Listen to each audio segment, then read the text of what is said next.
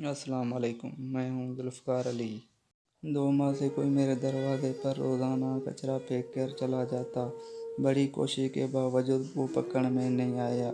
एलिया ने कहा, यकीनन ये मोहल्ले का कोई ऐसा बंदा होगा जो फजर की नमाज़ बाकायदगी से पढ़ता होगा।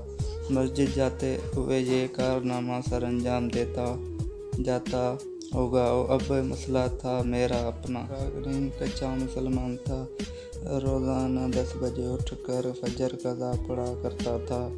20 दिन कबल मैंने एलिया से फजर में उठने का कहा तो एलिया हैरान भेजिए, आज सूरज मशरिक़ की बजाय मगरिब से कैसे निकल रहा है। फिर उन्होंने मुझे अगले रोज़ फजर के वक्त उठा दिया। मैंने उठते ही खिड़की से नीचे झाँक कर देखा तो दरवाजे पर कचरा मौजूद नहीं था। फटाफट वज़ू किया, खिड़की के पास ही मुसल्ला बिछाया और 2 रकात सुन्नत पढ़कर फिर से झाँक कर देखा तो कचरा दरवाजे पर पड़ा। मेरा मुंह चिढ़ रहा था। खैर फिर 2 रकात फ़र्ज़ पढ़कर फिर मैं सो गया। अगले दिन सुन्नत की बजाय फ़र्ज़ पढ़ते ही कचरा फेंक दिया गया। 4 दिन इस तरह गुजर गए लेकिन कचरा फेंकने वाला पकड़ नहीं पाया।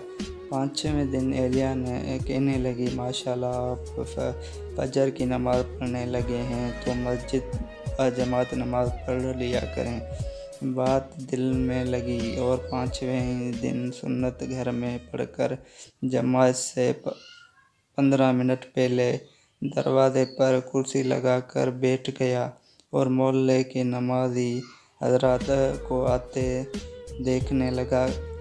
किसी नमाज़ी के पास कचरे की शापर नहीं थी, लेकिन अफसोस सारे खाली हाथ आते दिखाई दिए। नमाज पढ़कर आया तो दरवाजे पर कचरा मौजूद नहीं था।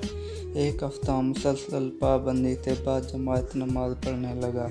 बाद में एलिया से कहा, बेगम अब कचरा फेंकने वाला शायद डर गया है, जब भी कचरा नहीं फेंक रहा। अब आप मुझे फजर के वक्त नहीं उठाना। एलिया कुछ नहीं बोली। अगले दिन एलिया तो मुझे नहीं उठाया। अलबत्ता मेरी खुद ही आँख खुल गई।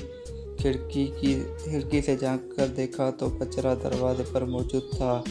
टाइम देखा तो फजर का वक्त था, लेकिन जमात निकल चुकी थी। अब अगले दिन फिर वही मामला था। 2 हफ्ते मुसलसल फजर नमाज बाजमात पढ़ते और दरवाज़ा साफ़ सुथरा मिलता। 2 हफ्ते अब मेरी जमात से फजर नमाज पढ़ने की आदत हो चुकी थी और अल्हम्दुलिल्लाह मैं जमात फजर की नमाज पढ़ना शुरू हो गया। फिर कुछ दिन रात को इस कचरे फेंकने वाले का जिक्र आ गया। मैं उसे बुरा भला कहने लगा। बेटा बोला, आप उसे बुरा तो नहीं थे, बल्कि वो आपका मोहसिन है, जिसकी वजह से आप फजर की नमाज बाजमात पाबंदी से पढ़ने लगे। बेटे की बात सुनकर मेरे दिमाग को झटका लगा और सब गौर से देखने लगे मुझे। यूँ अपनी तरफ देखते हुए सारे हंसने लगे। बेटा कहने लगा, आपको वो मोहसिन और कोई नहीं बल्कि अम्मी हैं। आप अम्मी का शुक्रिया अदा कीजिए। मैंने एलिया को देख वो कहने लगी, अगर सीधी उंगली से घी ना निकले तो उंगली टेढ़ी कर लेनी चाहिए। ये सब बीवियों के लिए। वो चाहें तो अपनी औलाद के अलावा अपने खामद की भी तरबियत कर सकती हैं। अगर वीडियो अच्छी लगी हो तो वीडियो को लाइक कर दें और